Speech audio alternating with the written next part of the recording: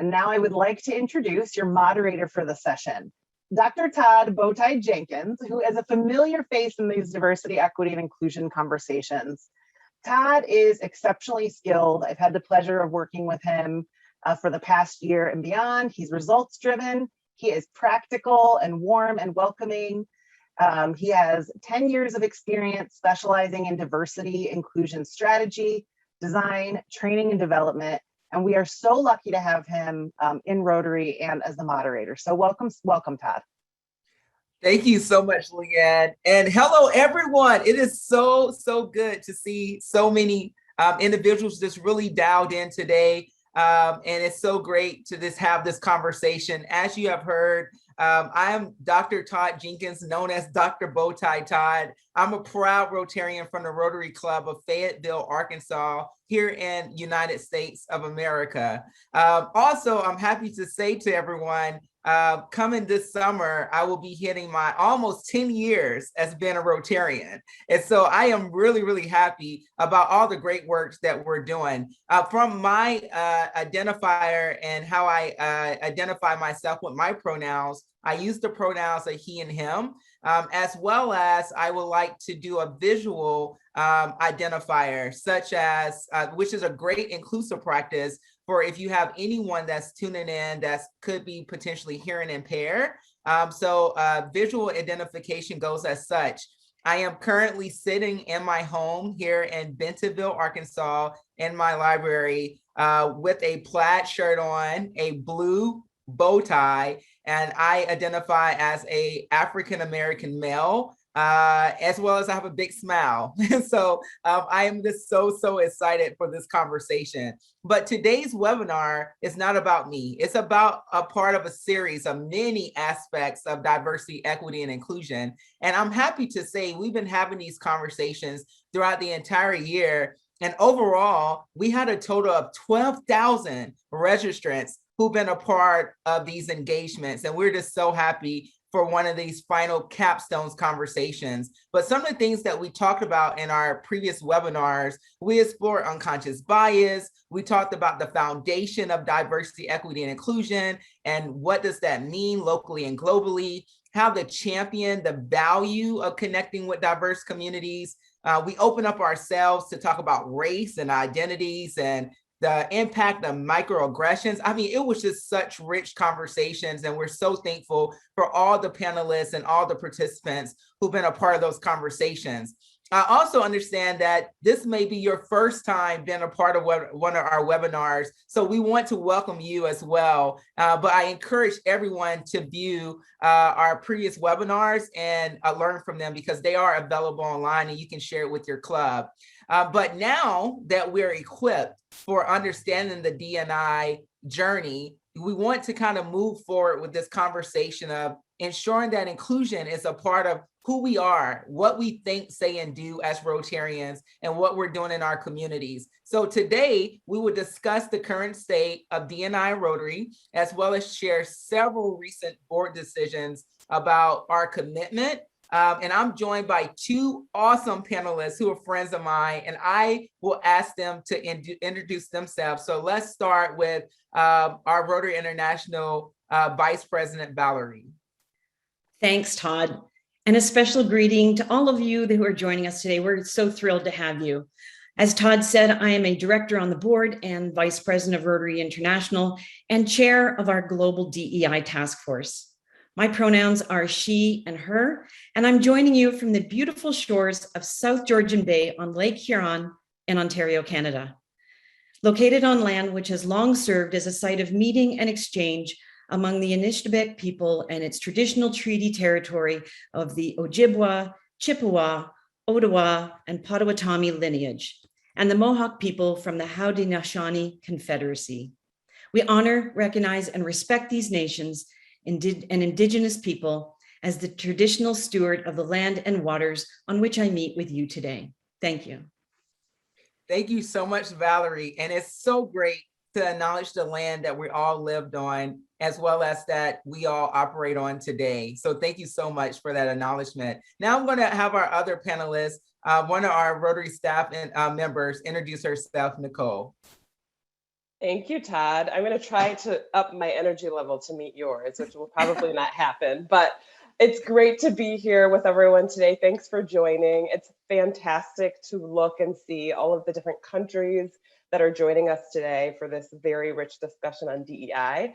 As Todd said, my name is Nicole Jones. I am a manager of regional membership development here at Rotary International, and I'm also the lead staff liaison for Rotary's DEI Task Force. It's wonderful to be with you all today.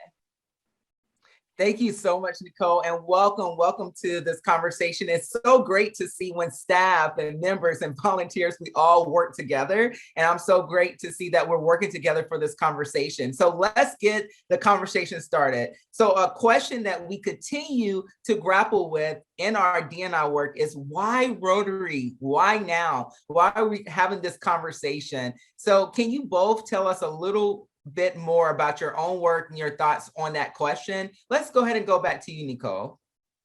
Yeah, of course. Thanks, Todd. So I would say personally, diversity, equity, and inclusion has helped me appreciate my differences and also value the differences I see in others. I'm on a journey where I'm constantly learning and trying to better myself.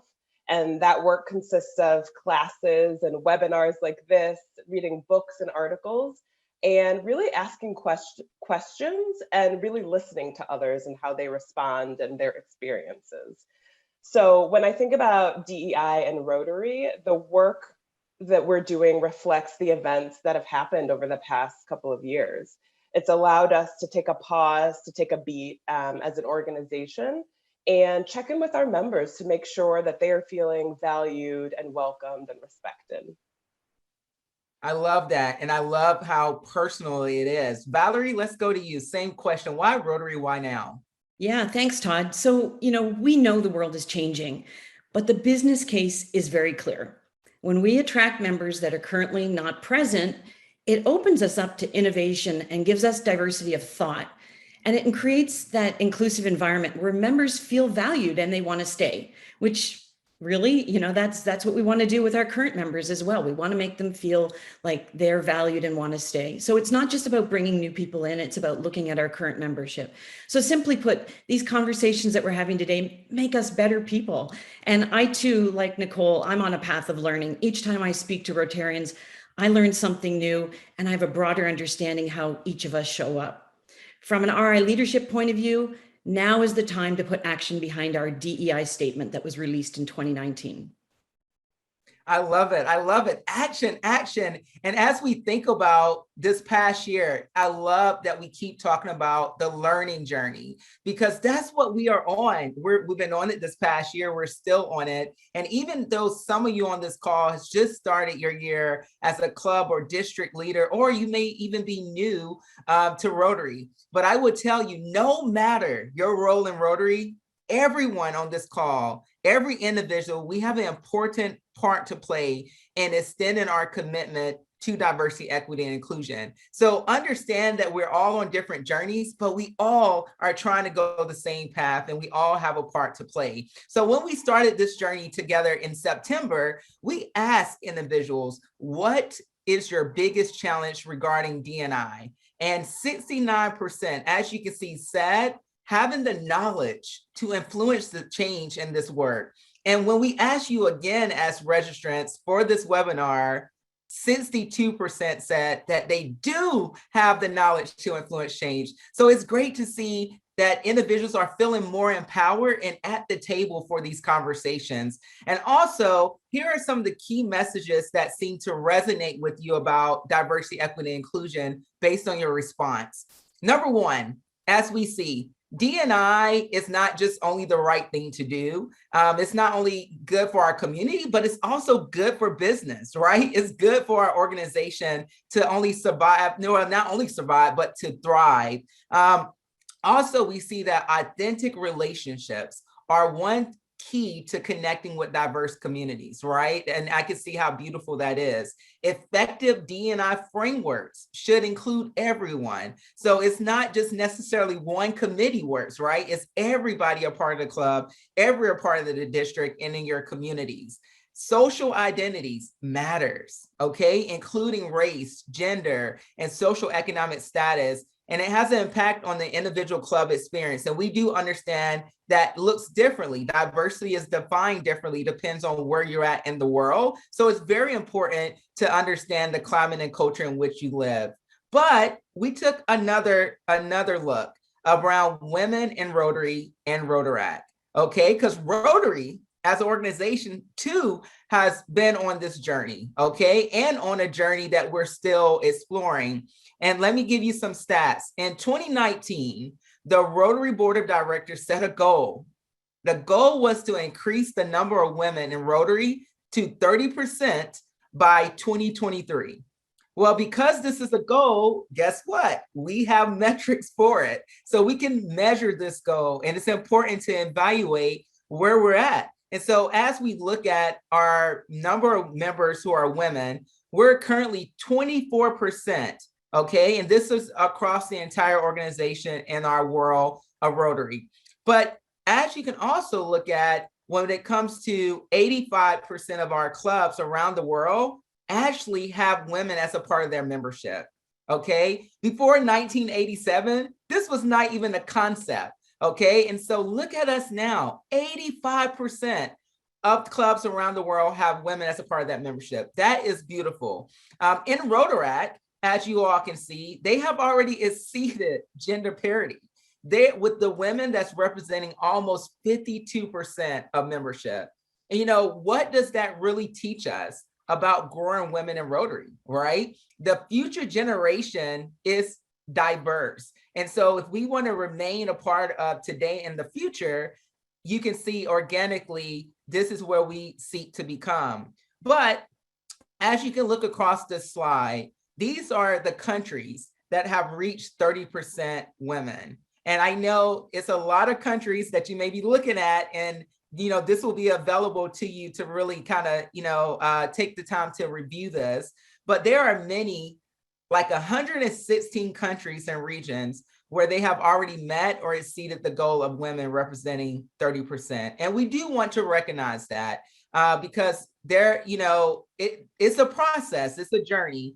And of course, everyone has their unique challenges around, you know, the laws of the land and the culture and climate, but we're incredibly proud of this fact that we can recognize that the countries or regions that's on here. So do you see your country or region? If you do, feel free to call it out in the chat.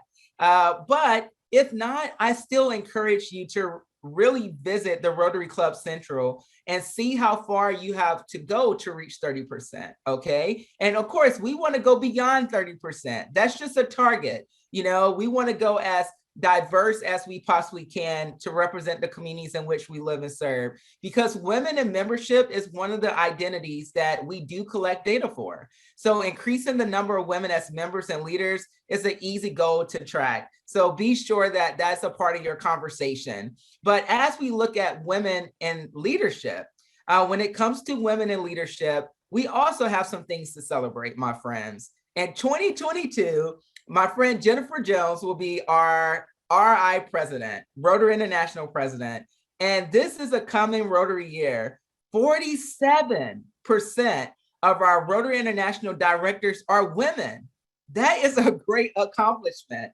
And you really have to understand how far we have came and come, if you will, to see this many women on our board of directors. So I want us to celebrate that. And that's something great to talk about. And as you can see, we need to continue building our leadership pipeline as you kind of go through this graph. You know, we're hovering between 20 and 25% at the club level, district and zone. So how do we do that? By making inclusion a priority, my friends. You know, we're not saying that you have to go pick leaders, because they are a woman, right? We just have great women in our organizations. So that's organically, we want to make sure we don't have barriers in place for anyone, no matter if you're a woman or background, that you can be a leader in Rotary. So those are the conversations that we continue to have. But by asking potential leaders, what would it take for them to accept this role is a great position or great conversation or question to start with. So make sure you have these conversations in your club, and also consider making changes, because we can't continue to say we have always done it this way. Okay. How many of you all have heard someone say that in our club? So we want to make sure that women, diverse communities, younger professionals have a chance to be successful in Rotary, because that is our future for us to survive and thrive. So instead of making assumptions, ensure that you meet individuals where they're at and really get to know them and how we can support them. So my friends, while we've been hosting these webinars, okay, a variety of topics related to inclusion, a group of Rotarians and partners have been doing some incredible work. And so I would like for you to learn about this awesome group that you see on the slide today. And I'm going to have Valerie come talk to us about what has been the process with the Diversity, Equity, and Inclusion Task Force, including how these members were chosen, and tell us a little bit about what are they working on. So Valerie. Sure. Thanks, Todd. And thank you for being an integral part of this task force. You're so committed and you bring professional and passion to the work, not to mention your energy and how great it is to work with you. As Nicole said, sometimes it's hard to keep up, but you make us all really feel comfortable in this journey. You always keep your messages positive. So thank you so much. So in forming this task force, we were very intentional to include representation from Rotary, Rotaract, and Rotary alumni members. Each brings their professional, lived, and passionate experiences to the work that we're doing. And we also have global representation from Europe, Asia, Africa, North and South America, and Australia. And the full bios of our task force members are available if you want to learn a little bit more at rotary.org. And since the establishment of the Diversity, Equity, and Inclusion Task Force, we've been divided into 4 working groups: external partner liaisons, policy, culture, and learning and resources. So the external partner liaison group has been working with PwC, a global consulting firm. It was important that we received an independent view of who we are today as a membership organization, to be able to benchmark findings to ensure we could measure outcomes. And in collaboration with the global team from PwC, we designed a DEI survey and conducted focus group and leadership interviews that focused on culture and practices. Today, we continue this liaison, and we are busy mapping out a 3-year roadmap to define the future, support our members, and build an inclusive culture. The roadmap 5 key focus areas include tools and key initiatives around change management, governance and accountability, leadership training and education, issue escalation, and engaging groups currently not represented. The next group is the policy work group, and they continue to review and consider Rotary's numerous policy documents. The members of this group are looking through various lenses, again, bringing their regional perspectives and experience to evaluate barriers to leadership roles, decision-making, or election and appointment practices. The work continues to ensure inclusive language and policy is in place to promote DEI at all levels. This group also focused on enhancing the DEI statement. The third group focused on culture. Existing DEI cultures within clubs, districts, regions, and organizational leadership. This group also reviewed policy, governance structures, and current club and expected behaviors around DEI. It was identified that there was a need to establish an inclusive code of conduct to establish expectations and guidelines to support our members. And Nicole will speak further about this in a few minutes. The final group is the Learning and Resource team. This group met with participants such as alumni from our Peace Centers, Rotaract, and the Facebook group for Rotarians Against Racism. The intent was to listen in order to get a better understanding of their experiences in Rotary, their work in this area, and what they're looking for from Rotary in terms of DEI. Recognizing the need for local support to clubs and districts, this working group contributed with the suggestion of an optimal DEI committee to be established in each district to further support education and strategies that are regionally appropriate. So as you can see, many aspects of these working groups intersected with each other. There were joint meetings and usage of digital platforms like Microsoft Teams and Zoom to share and collaborate. And this work reflects the 3 pillars of any successful framework. It includes robust feedback, extends to all activities, and has measurable results.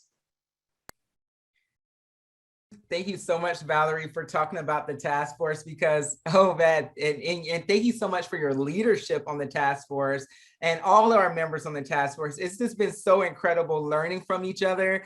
And so I really appreciate you giving everyone that update because we've been working very, very hard as a group and having so many rich discussions. And so I want to get out of your way. And I want you all to hear from some of our task force because we are a global task force.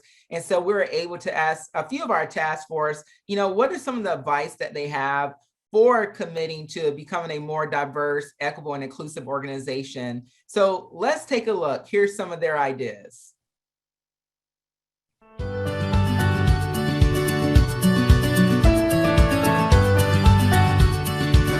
Salve a tutti, sono Ugo Nichetti, PDG del Distretto 2050, Italia, e da Crema vi invito a riflettere sui concetti di diversità, equità ed inclusione.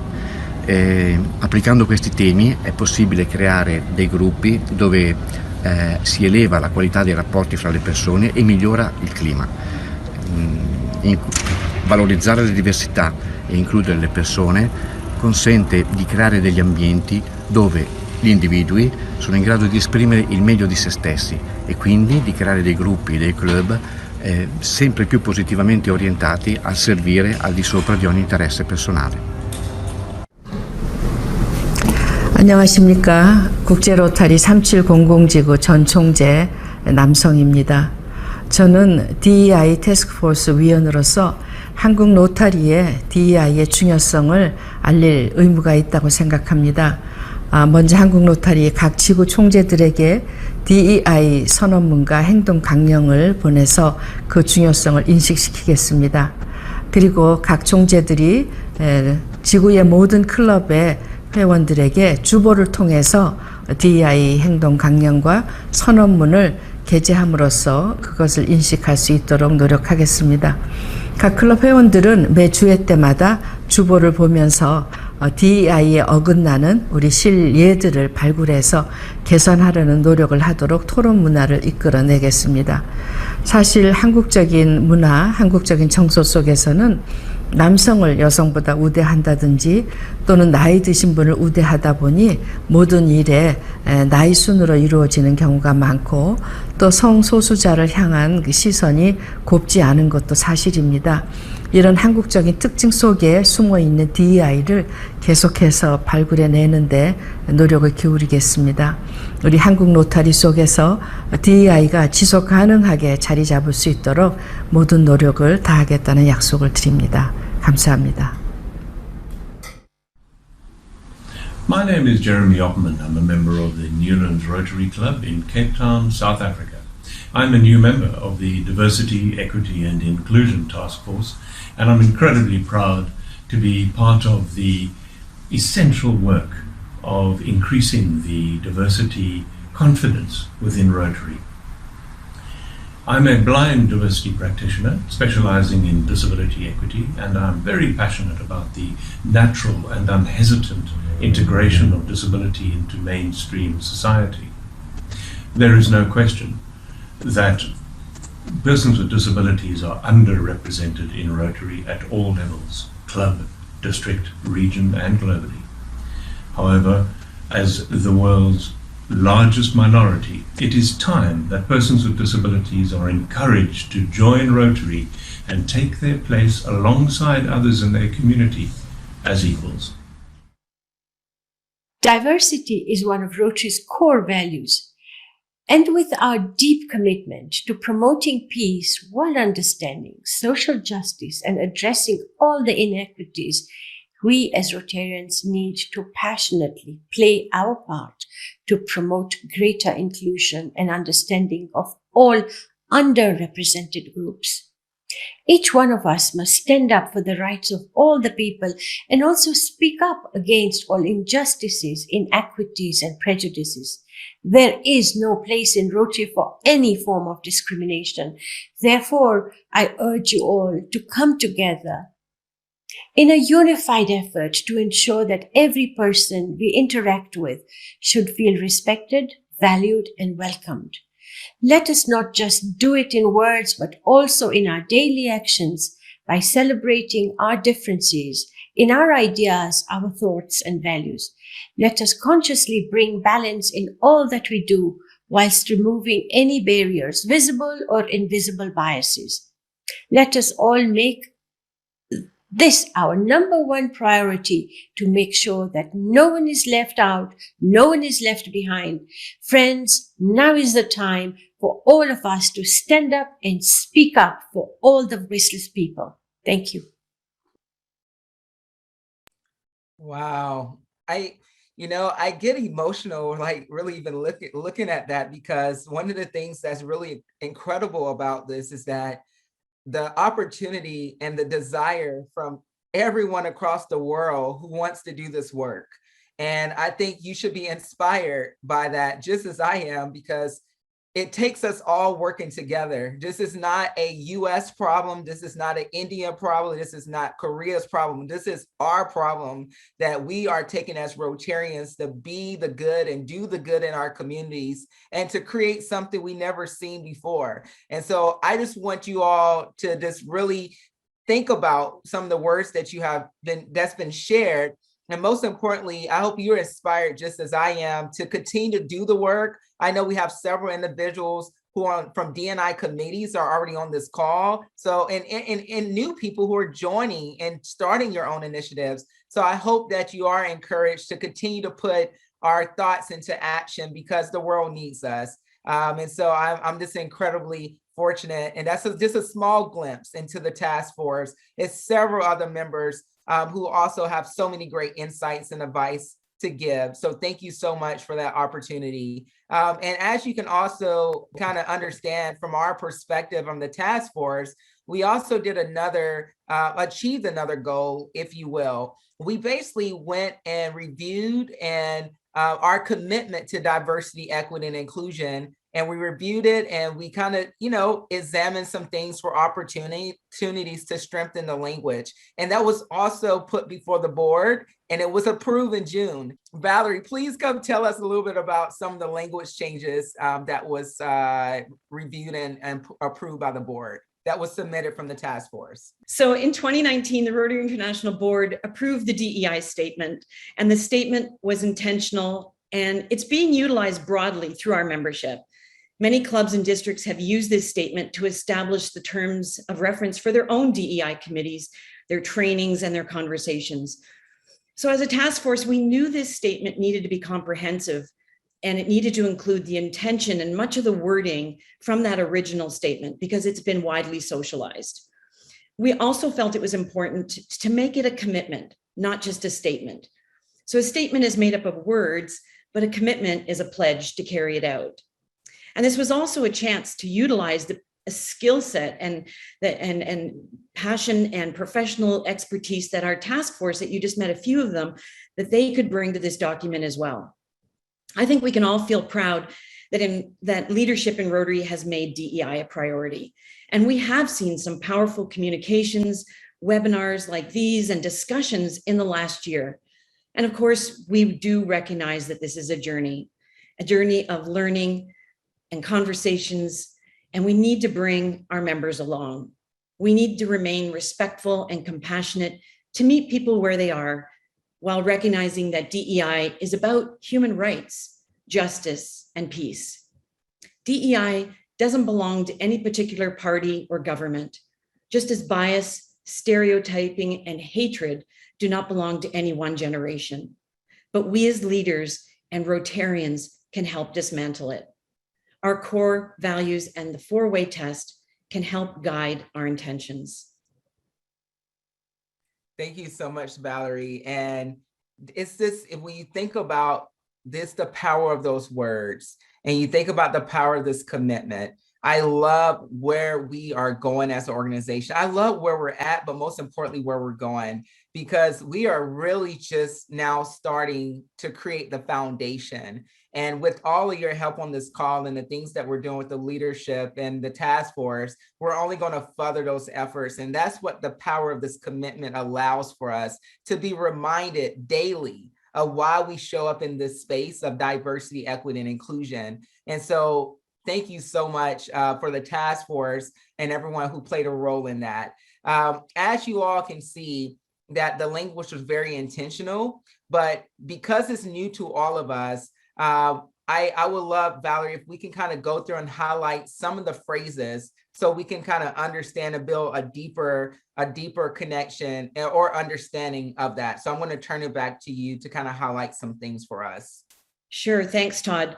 You know, the new commitment statement itself is 5 paragraphs, but there are 3 phrases I'd like to highlight. And the first one is that we shifted from the word underrepresented to historically experienced barriers. You know, we're diverse by nature as an organization. We haven't always been inclusive in our membership, and that certain groups historically have experienced barriers. It's honest. It's an honest statement. You know, Todd, you talk about this all the time in your presentations, inclusion and equity. We're recognizing and taking ownership that we haven't always got it right. Whether it's making a new member feel welcome when they walk through the door, or having the conversation to ensure the necessary tools are available to provide opportunities to leadership. The second thing we added was in regard to visible and invisible qualities that make us inherently unique. When I walk through the door or come on this webinar or Zoom meeting and you see me, you might see my blue eyes or my short hair, but you don't see my or know my invisible qualities. Todd, you always have fun with this question, and it always makes me smile because you always talk about wearing your bow tie and having a big smile. But some people might not know that Todd is a brand new dad, brand new father. Or you might not know that I'm a middle child of 3 daughters and I have Ukrainian heritage. There are so many other attributes. It could be an invisible disability, the recent loss of a family member, loss of a job or business. Each of our invisible qualities shape who we are and how we show up. So we need to create a safe space, a psychological safe space of safety, there's a lot of S's, to tell stories of who we are inside and out, because it's the human connection to reach out and be curious and respectful. And finally, the other thing I'd like to highlight is that we're embracing our core value of integrity and acknowledge that we may not always get things exactly right, but we will always be honest about our current state. In fact, we know that we're very likely to make mistakes, but if we learn from these mistakes and move forward, we become better.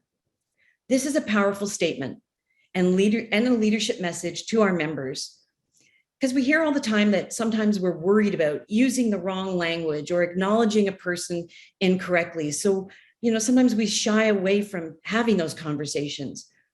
But if our intention is committed, honest, and open to advancing inclusion and equity, then we'll change culture.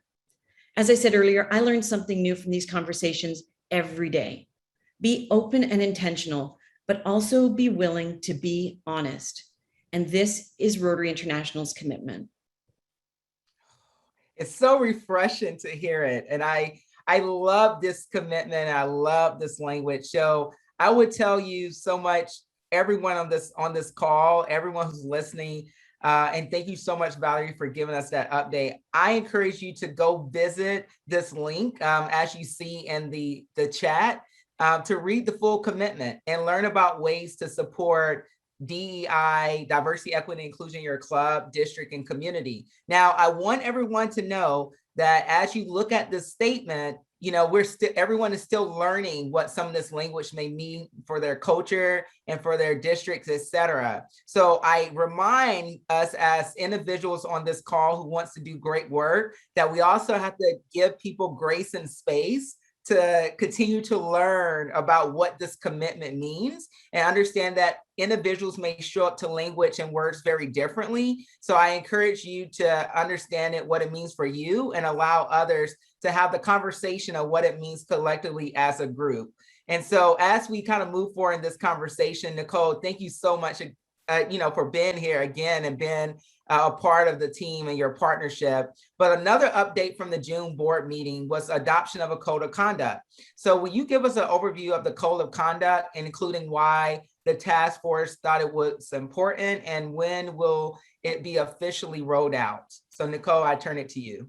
Thank you, Todd. Yes, so we received some feedback when the first DEI statement was rolled out, that the statement was great, positive reactions to it. But then the questions came, what's next? They were asking, how can we incorporate the statement into our everyday Rotary lives?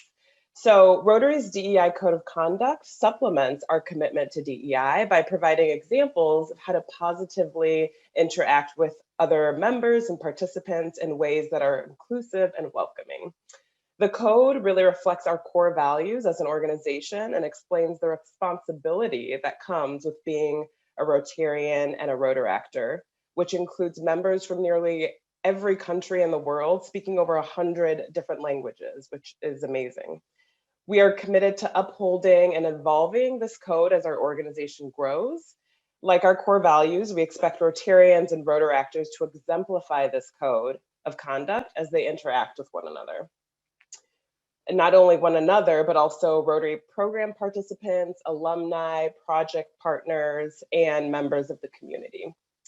Specifically, the Code of Conduct applies to all club, district, zone, Rotary International meetings, trainings, events, and anywhere else a member represents Rotary, especially on My Rotary and social media. We expect everyone, including representatives of Rotary, to comply with this Code of Conduct, be considerate, and contribute to a collaborative, a positive, and a healthy environment in which all are respected and valued.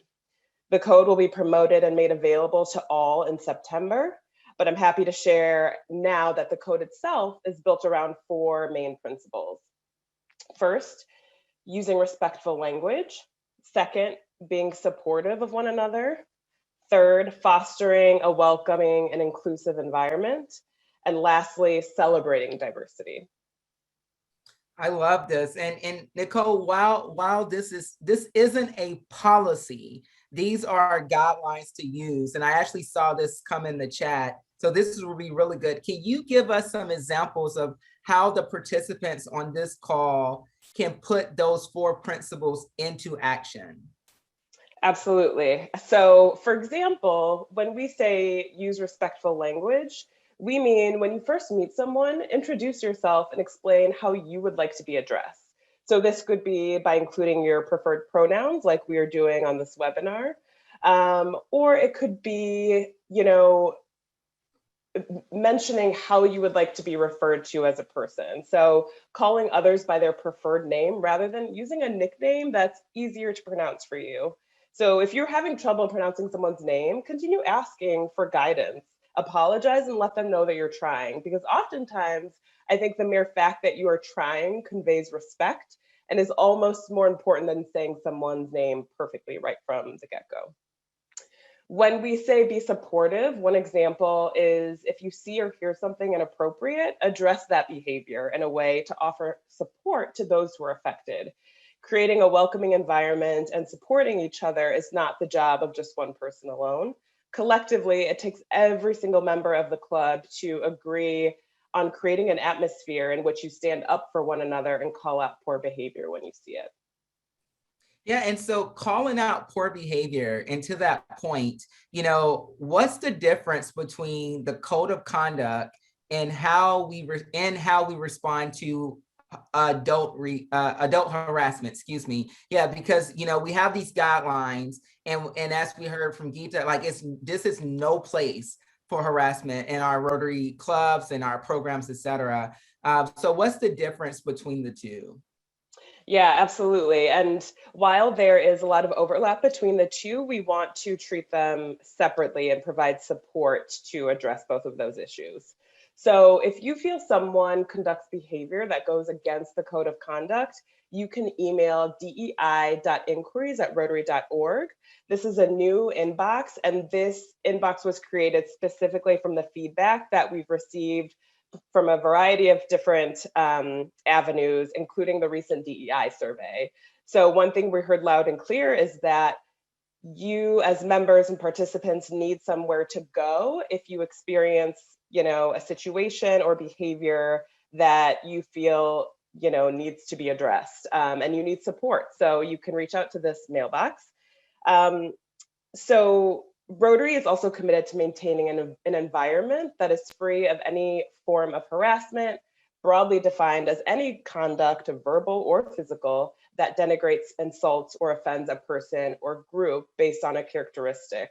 So that characteristic can be age, ethnicity, race, color, disability, religion, culture, sex, etc.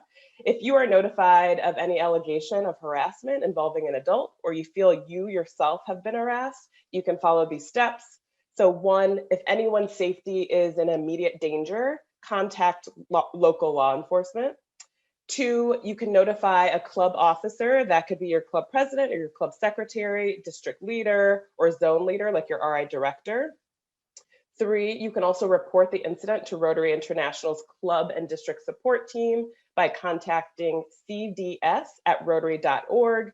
If you are not familiar with your club and district support officer, please get to know them. They're fantastic and very helpful.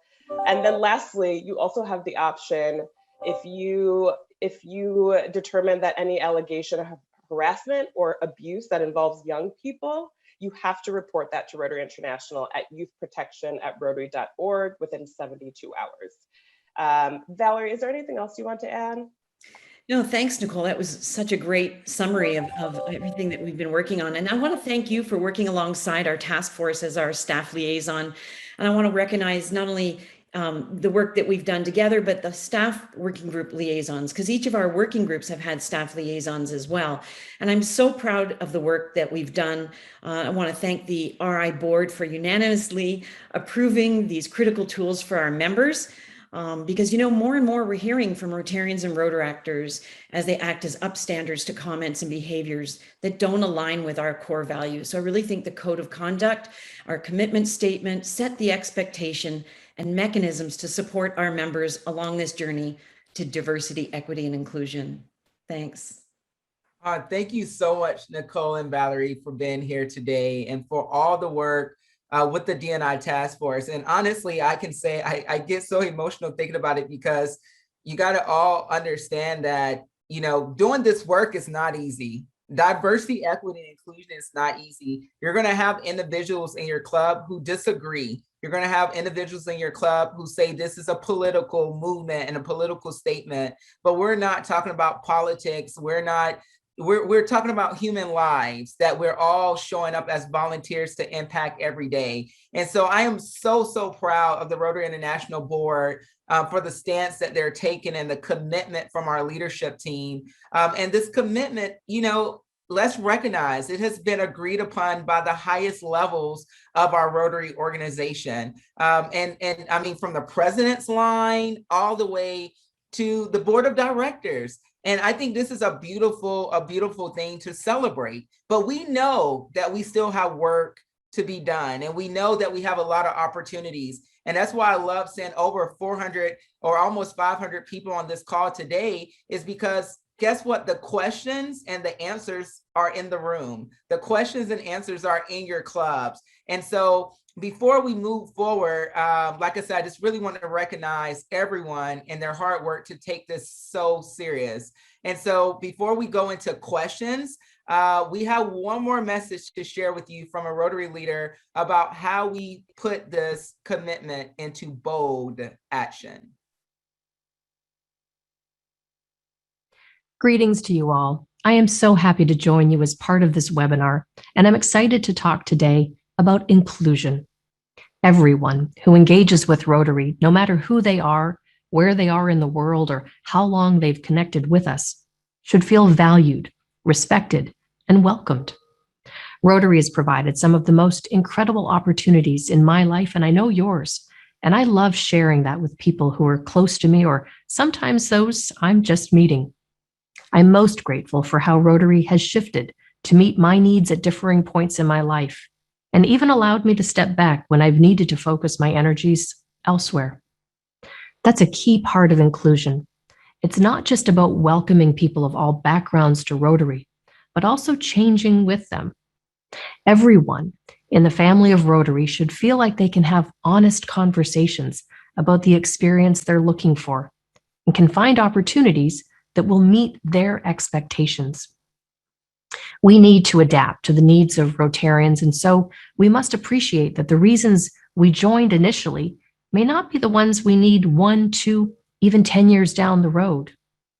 Friends, the past year has been a hard one, and it's been more important than ever that we take care of each other and nurture the friendships that make belonging to Rotary so unique. Research shows us that people who are given more freedom and flexibility to manage every aspect of their lives are more committed to businesses and organizations than those with rigid expectations. What would happen if we demonstrated true inclusion by acknowledging how difficult the past year has been and asking, how can we, your Rotary community, help? Even though the board of directors has taken steps to strengthening our commitment to diversity, equity, and inclusion, putting into action is not a top-down effort. You, the leaders on this webinar, are the faces and the voices of this commitment, the faces that people see when they look to join a club or join service. If they see the commitment in action, it strengthens the entire organization. Paul Harris once said, Rotarians are much more favorably disposed towards action than they are towards words. So how do we take this commitment from words to action? So I want to share 3 ideas with you today. First, imagine how someone would feel if they attended a meeting and knew nothing about Rotary. Would they be welcomed? Would someone introduce them and help them navigate any traditions that might need a little bit of explaining? Would people talk to them and get to know them in an authentic way, or would they get the Rotary sales pitch? Would someone follow up with them and try to understand what they're looking for, and then to connect them with the parts of Rotary that would meet their needs? Would they see people who look like them? Well, this exercise can uncover much of how welcoming our clubs are to prospective members and our communities. Second, commit to the journey. A good first step in asking the members of your club about their experience, then making changes based on the feedback, and then asking them again, making open and honest feedback central to your club's culture. We know that sometimes the very mention of diversity, equity, and inclusion can bring up feelings of fear. But remember, diversity has been one of our core values for a very long time. We haven't always gotten it right, but we need to be transparent about where we are in the journey and where we want to be. Diversity, equity, and inclusion is not a political issue. We all have the right to be treated with dignity and respect, to have equal opportunities for fellowship and service, and to be given the same platforms for our voices to be heard. And finally, the third reason, because we're all at various stages of our journey in understanding of DEI. Working with DEI champions who are passionate, knowledgeable, and willing to share their expertise is going to take us further ahead. This should be a diverse group that is representative of your community and understands that members of historically excluded groups may not want to be part of these groups. We can't expect them to be the ones who single-handedly change our culture. Your group of champions can formulate DEI strategies and create committees at the club and at the district level. If we all take small steps in the same direction, we will reflect what current and prospective members want and expect from their Rotary experience: respect, ethical leadership, inclusion, and the opportunity to work together to create more open and welcoming communities for all people. I am so excited to see the ways that we can all live up to our renewed commitment to diversity, equity, and inclusion. Thank you so much for your kind attention today. And thank you so much, Jennifer, for that wonderful, wonderful message. And, you know, it's such, once again, such a celebration to have her as one of our first female president. And due to our commitment to D&I, I know she will not be our last female president for Rotary International. And so now I would turn the floor over to Leanne Seawright with the RI, Rotary International staff, to help moderate the questions. Leanne? Wonderful. Thank you so much, all of you, for sharing this, some of these new updates. A reminder to attendees that you can use your Q&A panel to submit questions if you haven't already, and we have time for just a couple of them. Todd, we've talked so much on this call about inclusion, and I know you've said that it's possible to have diversity without inclusion, but is it possible to measure inclusion?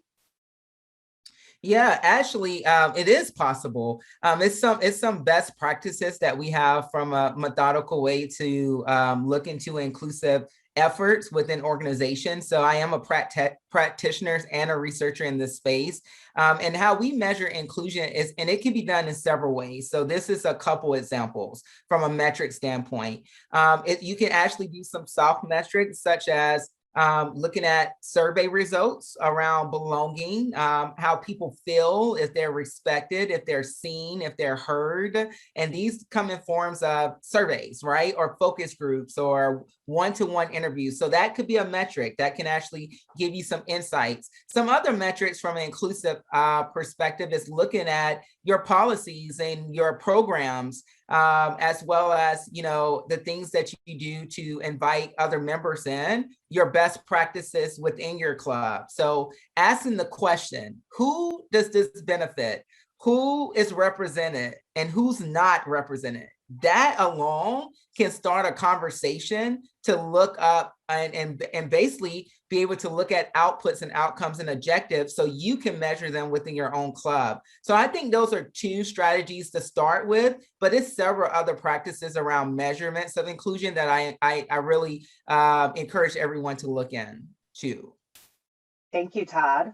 Nicole, I'm going to ask you to address this question because while I know there's not an answer, I think your team, the regional membership officers, get it a lot. So somebody wanted to know, what is RI's position on prayer and the national pledge or pledge of allegiance in Rotary meetings? Do you have some thoughts on that?